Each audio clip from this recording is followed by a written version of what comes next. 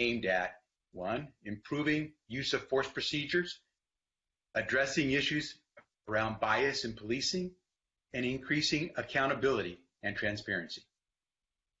And they build on current and emerging research, best practices, national standards, and community expectations. First, in the area of use of force, we're calling for a series of reforms that draw from our previous recommendations made to the Sacramento Police Department and largely align with the current 8 Can't Wait nationwide campaign. We're urging law enforcement statewide to immediately develop and implement policies as appropriate to require peace officers to intervene to stop excessive or unnecessary force by another officer, to ban chokeholds, carotid restraints, and any body positioning intended to cut off the flow of oxygen or blood, to require de-escalation when possible before using force, to provide explicit guidance on proportionality, including through the potential adoption of a use of force matrix, to require verbal warning when feasible before using lethal or less lethal force, to prohibit shooting at or from a moving vehicle, providing only for exceptions that require such actions to end an imminent threat to human life, to require that deadly force be used only as a last resort when reasonable alternatives have been exhausted or are not feasible, and to discontinue bite and hold canine techniques in favor of circle and bark, where police dogs are trained and deployed to alert by circling and barking at a suspect until the handler takes control. That's not all we're announcing today. In addition to reforms on use of force, we're pushing ahead on significant plans to support or sponsor legislation that works to decertify police officers for serious misconduct, including provisions requiring law enforcement agencies to complete investigations even after a peace officer leaves that department.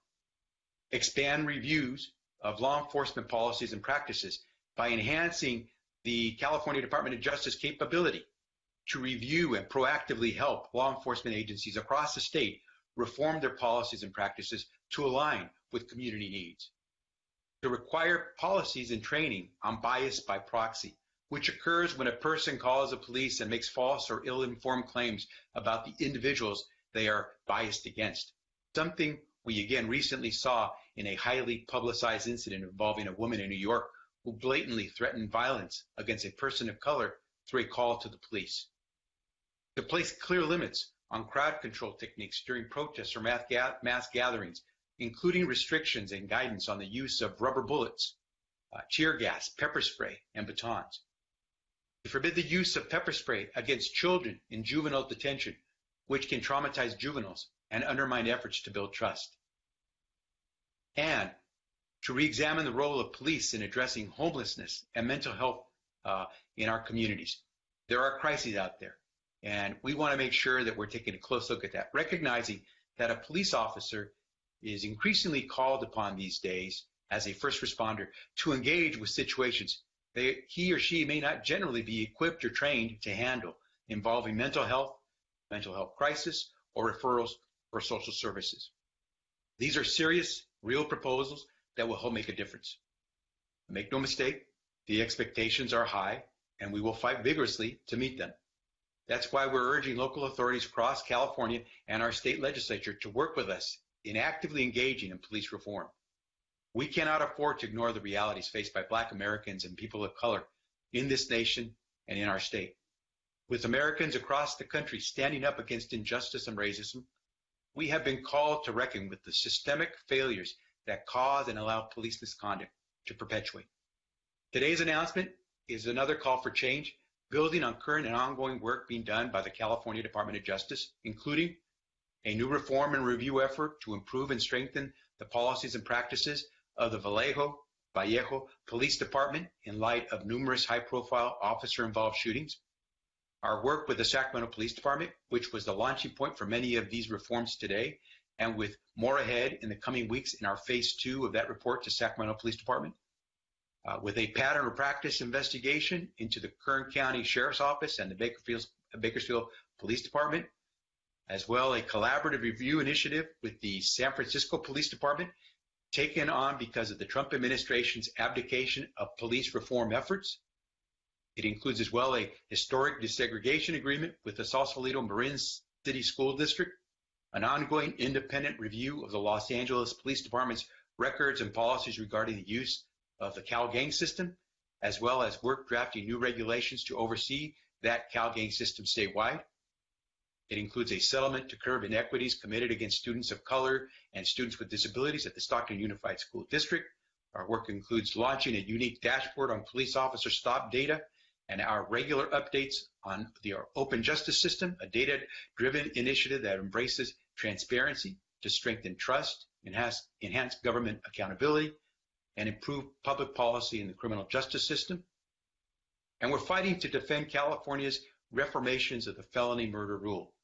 And we've been widely successful so far to date. We're pushing back against convictions where lawyers held extremely racial animus towards their client's racial group, protecting the right of those individuals to effective counsel. We're defending the right to habeas corpus protections for people on death row. We're fighting for bail reform and pushing back against excessive fees and penalties that people can't afford. And today I'm announcing that my office will send Department of Justice investigators down to Palmdale, California, to engage in the investigation of the hanging death of Robert Fuller on June 10th, 2020. We are doing all of this and much, much more. We have the experience, and we're going to take these lessons to help build a better criminal justice system for all Californians. At the California Department of Justice, we're committed to listening to the voices of our communities, families, citizens, and colleagues in law enforcement and the legislature, and stepping up and doing our part. We know that nothing can take away the pain our communities carry. But as we confront these dark times, we have to remember America is at its best when we come together to demand justice. We hope you will join us in this effort to make California a shining example of what can be done, and when we all work together, it can get done well. With that, I will now take any questions you might have. If you would like to ask a question, you may do so by clicking on the raise hand icon to the right of your screen. Once approved, you will click continue and you will be moved into the queue. Wait until I call on you to start speaking because we will unmute you. So again, click on the raise hand icon to the right of your screen and then click continue. The first person who has a question is Scott Rod. Scott, you are unmuted. Hi, Attorney General Becerra. Thank you very much for taking my question. Scott Rod with CAP Radio. Does your office plan to do anything with regard to qualified immunity for officers? We know that that's been suggested and discussed, and it's been put on the table, including at the federal level. We're open. This should be a totally open conversation where all ideas should be put forward. We put forward a number that we've explored, and we're open to discussing that and any other idea that you didn't see on our list. But no immediate plans on that right now? These are the activities that we've done some solid work on. We have experience. We've actually done things in this area, and we can speak from not just our experience, but seeing how these best practices play out. And so we wanted to make sure that we spoke from a position, as I said about my father and having a strong foundation, where we're speaking from a strong foundation of success and seeing it done.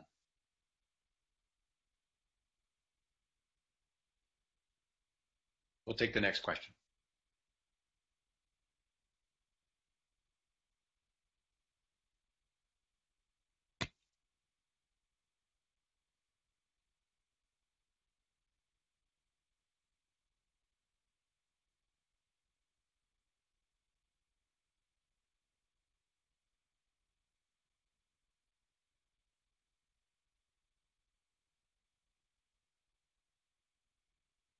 Bethany, am I still on? Sorry. I have one person who has difficulties and asked if you could please elaborate on Palmdale, where you requested to send people. Any details you can provide would be helpful. We were approached by a number of leaders in the Southern California area with regard to the Robert Fuller incident, and we engaged in conversation with them and others, including the Los Angeles Sheriff's Department and Sheriff Villanueva. We did our work in trying to determine what was going on, where they were, and to see where we could, if we decided it was important and made sense, where we could fit in. I made the decision to send some of our investigators down. They will assess what has been done so far by the local investigators with the LA County Sheriff's Department, and we will assist moving forward. We are an independent agency, and our work we do on behalf of the Department of Justice, and we will do that as best we can. We will do it working with the Sheriff's Department, but we also have the independent authority to do it on our own if necessary. But so far we've had good conversations with the LA County Sheriff's Department and with local leaders there, and so we look forward to getting our investigators there quickly and starting up in our work.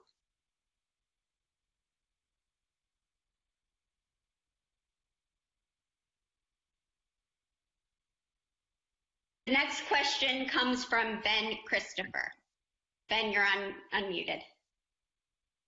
Hey, Attorney General, thanks very much for taking the time to do this.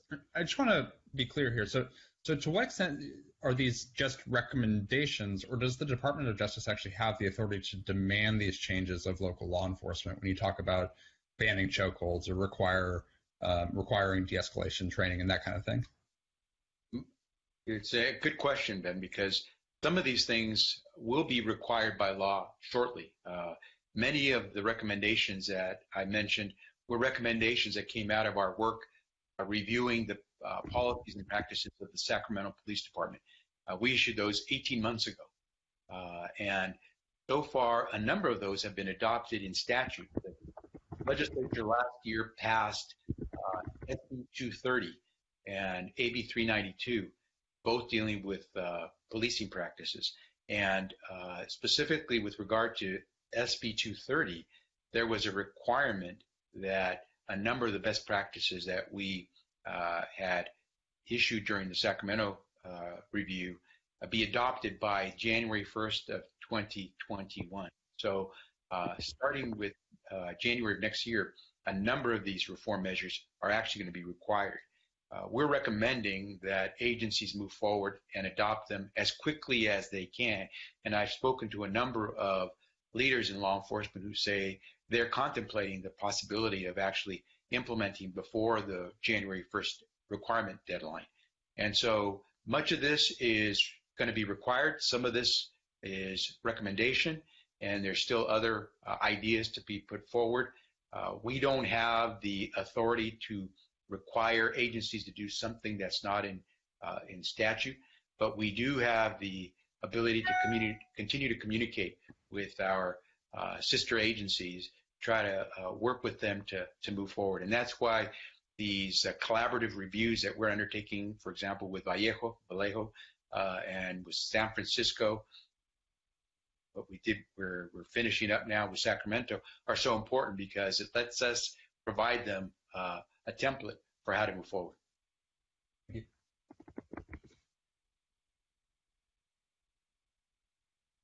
Next question comes from Bayan Wang. You're now unmuted. Yeah, hi there. Bayan Wang from Bakersfield, California here. I know you briefly mentioned something about the Bakersfield Police Department and Kern County Sheriff's Office, some actions you were going to take there. Can you elaborate a little bit more about the details revolving that? It's public information that the California Department of Justice is undertaking a pattern and practice investigation involving Kern County Sheriff's Department and the Bakersfield Police Department.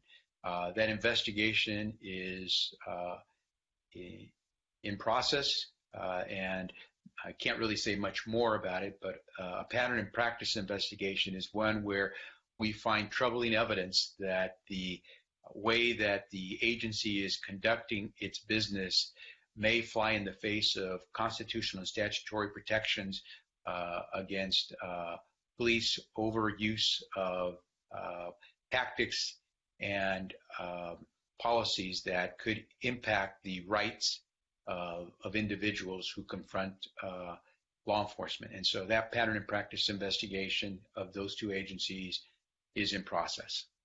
Okay, and is this something that just started recently? Because we haven't heard about it over here. How long has this been going on for? It's been going on for a while. All the time that I've been AG, we have been in the process of working on this. Okay, thank you. Thank you. The next question comes from Alex. Alex, you're unmuted now. Hi, Attorney General. Thank you for taking my question. Alex Emsley, KQED News. I wonder if you could elaborate a little bit on how decertification would work. It's my understanding that, well, I don't actually know what state entity might certify police officers. The Commission on Peace Officer Standards and Training has said that they don't actually do that to me. But regardless of whether or not that's just parsing words, if there were a mechanism to say serious misconduct has been sustained and officers should be decertified, how would that work and what state entity would take that on? Well, and you're right. At this stage, Alex, California does not have a system in place to decertify a peace officer. And so it can take any number of forms. You can think of other professions that require certification or licensing. Certainly there would be a due process requirement in any decertification. There would be a collection of the facts and evidence. There would be a presentation so that a arbiter on this would be able to reach a decision. I assume because of due process there would be rights to appeal of some sort. But you could imagine it's the taking of a certificate that allows an individual peace officer, in this case, practice in law enforcement. And so there would have to be a process to make sure that the action that might be taken to decertify is fully compliant with the law. And so, again, what shape that process takes, that's what would be open for discussion by all stakeholders. Is it true that you would have to figure out, the state would need to figure out how to certify officers before figuring out how to decertify officers? Well, right now the state, through post and perhaps local agencies, provide some forms of certification for officers who go through training and so forth. But there is no process in place for us to decertify those who have received certificates. Okay, thank you. Thank you.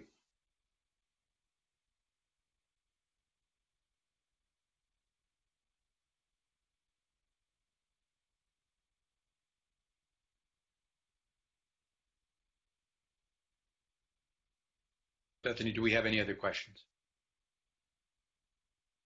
Yes, Tiffany from Bloomberg Law asks, will you be undergoing these reforms as an independent agency, or do you need to engage the legislature to pass bills for these reforms?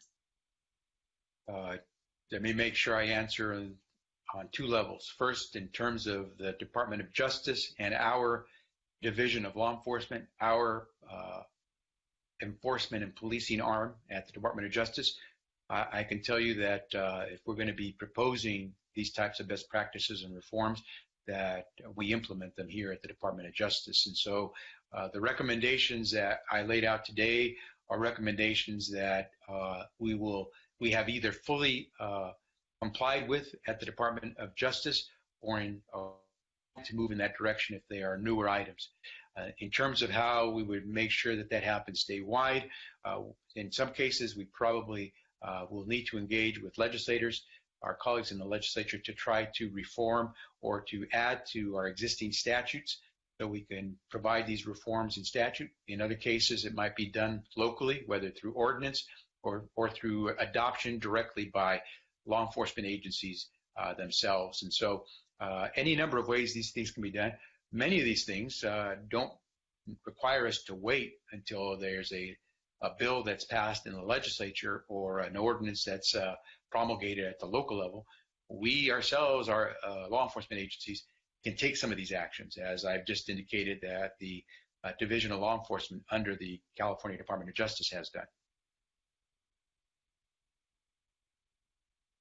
Next question comes from Patrick Healy. Patrick, you are now, hold on. You're now unmuted.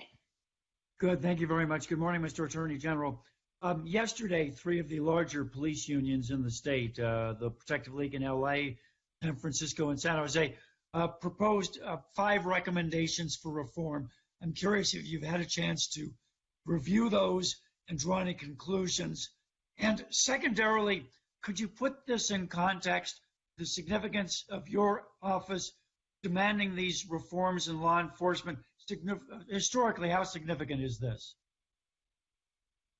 First, I think we should recognize that when you get some of the largest law enforcement agency representatives for the men and women who suit up every day and put on the uniform and go out to public to say protect us, for them to come out and make these statements, I think is worthy of notice. And I appreciate that they've spoken up. The reforms that they call for are very similar to what you, some of them are very similar to what I have mentioned today. They also reflect in many respects what is incorporated in SB 230, our new law that goes into effect, as I said, January of 2021. Listen, I think we should be proud that in California, we have moved farther and in some cases faster than many other jurisdictions in trying to change the way we do public safety. We still have clearly work to do, but I think it's important to remember that day in, day out, there are men and women who put their lives on the line, and they see the same thing we all see. They feel the same pain that we do in terms of what happened with George Floyd, with any number of the people that we've heard the stories about. And so I think it's important to recognize that the representatives of rank and file police officers in California have spoken up. At the same time, I think what we can see is that a number of these reforms may take the work of the legislature to get done. And so I'm looking forward to working with the police officer associations, with our chiefs and sheriffs, with our legislators, the governor, and most importantly, the families that are demanding these changes so we can get something done. Thank you. Thank you. The next question comes from Emily at KNX. Are these guidelines best practices, or will there be state enforcement of agencies that do not comply? If so, how will that happen? Which will be required and which remain recommended? And just to be clear, I think as we go beyond the 8-count weight, as we go beyond what was in SB 230, which passed and became statute, became law, it's a good question because, as I mentioned before, those proposals that we've mentioned that were contained in SB 230 are set to become law and therefore enforceable starting January 1st, 2021. Certainly, if you don't have a particular proposal enshrined in our laws, enforcement becomes a different matter. We no longer have the force of law to require certain things, but certainly we have the force of our ethics, the force of our conscience to move us on some of these matters. And that is where we can make a difference without waiting for the legislature or local governing authorities to pass ordinances to make it happen. And so I would say to you that what I'm asking today is that all of our sister agencies who do law enforcement in the state of California look closely at these proposals where they're already enshrined in law and therefore will be requirements soon. Let's see if we can accelerate that. Let's see if we can show the people of California that we can start doing this work without having to be required to do it starting January 1st, where it's a recommendation or it's a proven best practice.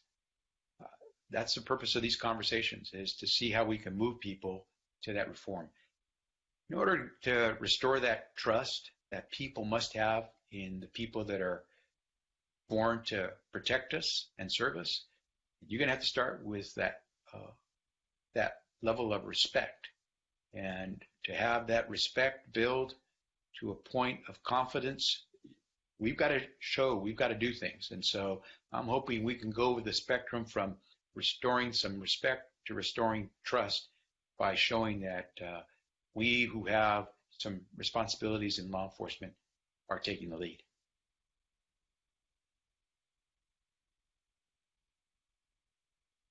And just a reminder, if you've raised your hand to ask a question, you have to accept the invite in order to get moved to ask the question, because I think a lot of you are pending. CBS News would like to know, do you think the LASD officials rushed to judgment in initially calling Fuller's death a suicide? So we are now officially in on that investigation, so it would be inappropriate for me to comment on the character of it to this point, and so I will have to refrain from responding to that question. It's important for us to take a look at the facts, see what the evidence is, and reach some conclusions rather than begin to speculate or speak out of turn, and so I will have to defer on that question. Next question comes from Marisa. You are now unmuted. Okay. Hi, Attorney General. Marisa Lagos here from KQED. I want to push you a little bit here. I mean, we have had these conversations, for decades, for 5 years since Ferguson, and a lot of what you're proposing here are things that individual police agencies would have to take on themselves, that they, would need buy-in from unions and local officials. I mean, are you worried that if the legislature doesn't mandate all these things, that we could end up in a situation maybe that we're already in with a really sort of uneven set of justice across the state? And at what point would you move to push that all of these things become not just sort of agency by agency, but statewide mandates? So Marisa, I'm not surprised you're pushing, so thanks for the question. Look, let's recognize this is a moment for America. But more than a moment, it really is a movement. And I don't think any of us want to be caught falling behind, because we don't want to have to capture that chance for movement in a future moment, because these moments are very painful. But people have stood up. They've made it clear that they're out there to demand, and demand peacefully. And I think we have to respond in kind. And so my sense is, from my conversations, and I've had lots of conversations over the course of, since we've seen these things developing, that there is movement within law enforcement. There's movement among legislators. Clearly, there's movement among our communities. And I think, I don't see how you're not inspired by this coming together, this something you don't often see. We have a chance to do something. And so I think most will be inspired by this moment to engage in movement. And I'm going to do everything I can to encourage that. And I'll use every lever in my office to get my team and others to be part of that movement. I feel pretty good about this, and I feel pretty good because of the conversations I've had with stakeholders on all sides of this issue, and that's encouraging. Do you think that the Palmdale investigation could include the other death down there up in Victorville? I know that that's something the community is questioning. Yeah, it'd be difficult for me, again, to respond to those things because we don't discuss any activity we're engaged in that might lead to investigation. We announced this investigation principally because it was already announced beforehand, and so I'm not saying to you something that wasn't already put out there for public consumption, but we typically try to do our work without shining a light on it until we're ready to make some announcements, because that's, I think, the best way to get things done. So we're aware of the incident in Victorville, and that's probably as much as I can tell you right now. Thank you. Thank you. Next question comes from Jeremy.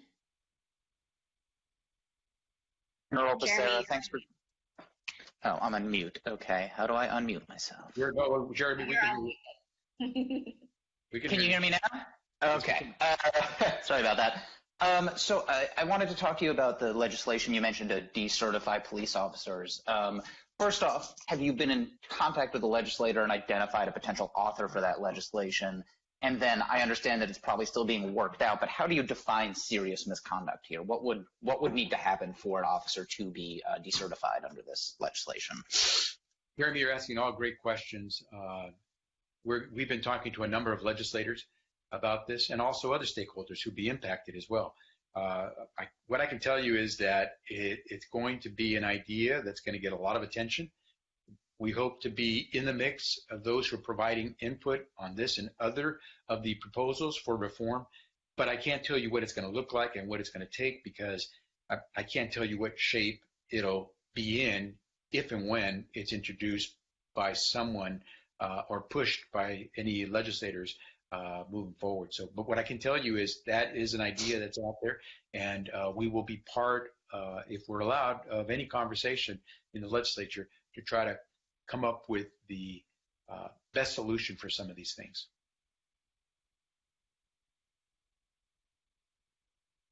Next question comes from Tiffany.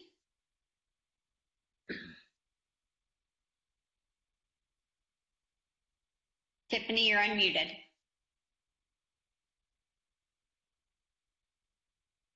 Tiffany, you may be muted on your end.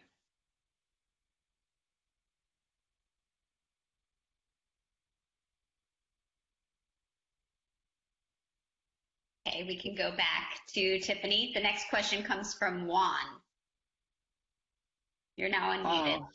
Yes. Good morning, Attorney General. How are you doing today? Well, thank you, Juan. As you know, I'm calling from Fresno, and for many years there's been protests, demands by the Latino community and other people of color regarding either police abuse, police-involved shootings, or the lack of police investigation in solving crimes against people of color. What do you say to those people? I mean, they've been out there marching way before the recent events, and I'm sure Fresno is not unique. I know that there's other places throughout the state where there's people that are sort of frustrated that they are not being heard. So what do you say to those people, and how can your office help them? We want people to be out there. We want them to be out there pushing for reforms, being part of the reform effort. We want them to do it peacefully. We want to hear their voice. And I hope what we can say to them with honesty is that those of us who have opportunities to be part of a solution are listening. And it is important to hear from everyone. And I thank all those communities that have been out there trying to express themselves in a peaceful way to get leaders throughout the country, and certainly in California, to take action. And so I would only say thumbs up. I continue to encourage those who want to see change and are doing it the right way. And please continue to share your thoughts. It's important that we know exactly what people are thinking. So thank you. Let me take a moment, Juan. You just remind me to say a few words in Spanish. A todos los que están escuchando, la palabra de hoy es reforma.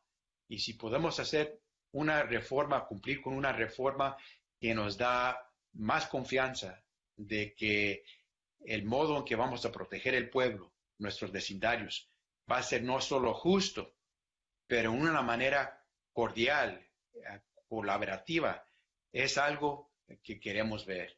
Y yo, como el fiscal general, que también tengo agentes y policía bajo mi cargo, quiero mandar un mensaje al pueblo de que estamos listos de participar en la reforma. anunciamos hoy varias reformas que creemos que pueden ayudar a lograr un sistema donde la policía y el pueblo trabajan juntos para darnos seguridad a todos.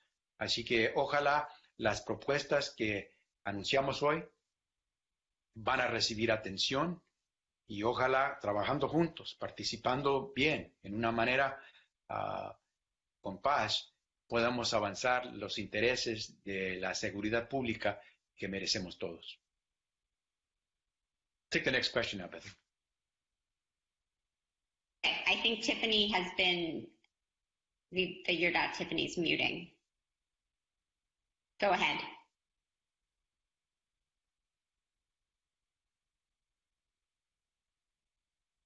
Maybe not. Tiffany? I think we heard you. Tiffany, are you there? We can try again. We'll go back to her. The next person is Frank. Frank, you are unmuted. Attorney General Becerra, how are you? Some would call these recommendations minor. And there's been a lot of talk about defunding the police. What are your thoughts about defunding, about the move already in LA to shift $150 million from the police department into social services? And the second question I have is about an independent prosecutor. Mayor Garcetti here called for an independent prosecutor to handle police cases, shooting cases. That is noticeably absent from your proposals. So, Frank, let me start by saying, as I said before, I welcome all ideas. Some will get adopted, others won't. Some we can each have an opinion are better than others, but that's not the point. Right now, the point is to put all ideas forward so we can then decide where we can come and there's a good intersection so we can get things done. At the end of the day, you got to get things done. And so let's deliver something for everyone seeking reform. In terms of any one particular idea, I think we have to understand it so we can decide whether we can adopt it. If you have a definition, Frank, of defunding the police, then I can probably give you a pretty direct answer. But I'm not sure what that means. Does it mean eliminating the entire budget for public safety, whether it's the city of Los Angeles, the county of Los Angeles, or the state of California? Does it mean defunding the programs that the California Department of Justice through its Division of Law Enforcement does, where we do investigative work, where we go after dangerous people and felons who are in possession of weapons that they shouldn't be, and we go out there to retrieve those weapons? Does it mean stopping people who aren't allowed to purchase firearms and ammunition? Again, if I could have a better understanding what it means to defund the police, I could give you a more direct answer. But what I can tell you is if it means reforming the way we police in California, I'm all for that. I've laid out several recommendations on how we can do it better. And I think most of us are open to any number of ideas.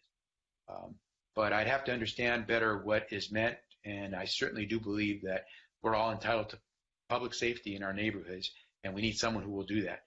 Someone will have to suit up, whether it's in a uniform or not, to provide us with some of that safety we expect so that our kids can walk to school safely, that we can drive to and from work safely, that we know that at night that if we have to call 911, we are protected. And if someone can explain whether defunding the police impacts those things, then I could give you a better answer. But from what I can tell you is certainly reform is called for. And there are a whole bunch of really hardworking, committed people who are doing policing in our state of California. And I applaud them. I tell them right now, thank you. And I say to all those who are protesting peacefully and being very moving in the way that they're doing this. Thank you for that, because I think we all have in mind that we want to have nothing but the best protecting the people of the state of California.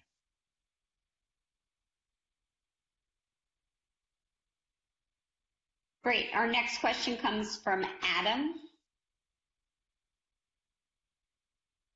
Adam, you're now unmuted. Thanks. Good afternoon, Attorney General. I was curious, you talked a little bit earlier about re-examining the role of police in addressing homelessness and mental health. How big do you see that issue right now, and what reforms, if you could expand a little bit about that? Yeah, Adam, great question. And I've actually had quite a few conversations with my colleagues in law enforcement about this and with members in the community. When I was a member of Congress in Los Angeles, I represented Skid Row. And so I had engaged in conversations with those who work with the homeless, deal with mental health issues for quite some time. I was able to secure resources to help many of the individuals and families who found themselves homeless. And so to me, this is a deeply important and deeply personal issue to address. I have said to folks in law enforcement that we have to be in the mix on this question, because the reality is law enforcement, peace officers, more often than not, are the first responders when it comes to an issue of homelessness. Whether or not the issue involves criminality, it is police officers, sheriff's deputies, who are the first on the scene because they've been called, they've been dispatched. They don't have the luxury of saying, we won't respond to that call from the dispatcher. We've been directed to go to a scene. There's been a 911 call, and so we go. We train our police officers not to be social workers, not to be mental health workers. We train them to be law enforcement officers. They are trained in trying to prevent crime. They are trained to protect, and they are trained to use force.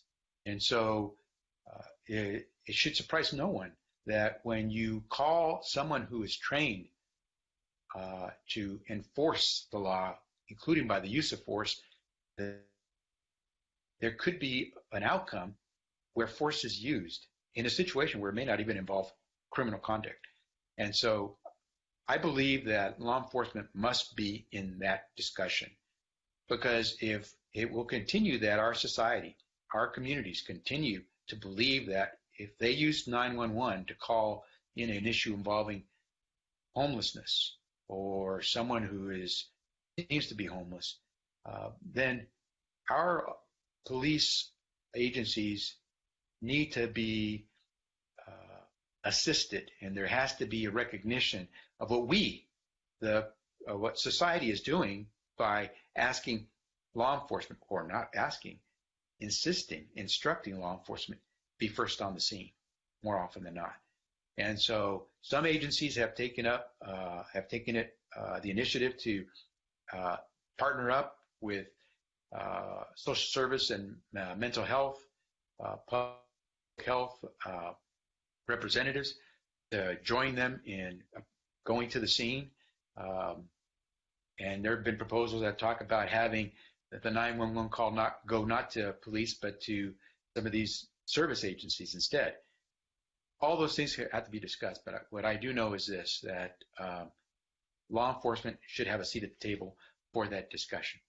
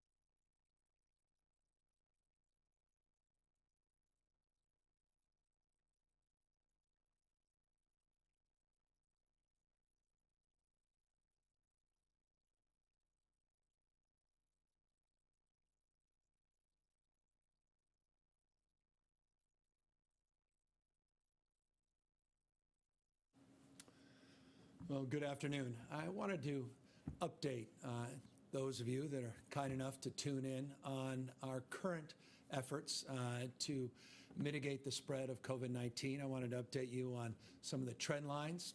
I wanted to acknowledge some of the headlines, and I wanted to give you a sense of where we believe we are going as a state. I say all of this mindful that the last few weeks have been challenging. The last few weeks have changed in many respects the focus of this nation, not just this state. But I want you to know and be assured that our focus remains very, very, very direct at addressing the issue of the spread of COVID-19 and cognizant of the fact that we are by no stretch of the imagination out of the woods, and we continue to have a lot of work to do. I want to just begin with the following slide you see up here. It's a photo of the state of California. That state slide represents the equivalent of roughly 21 different states in terms of total population. It's important to make this point.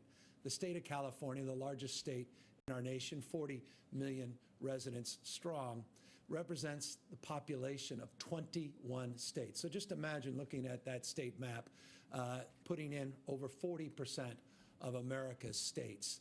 And that gives you a sense of the magnitude of the state of California and the magnitude of our responsibility to approach our response in a way that addresses the needs of different parts of the state of California, different regions.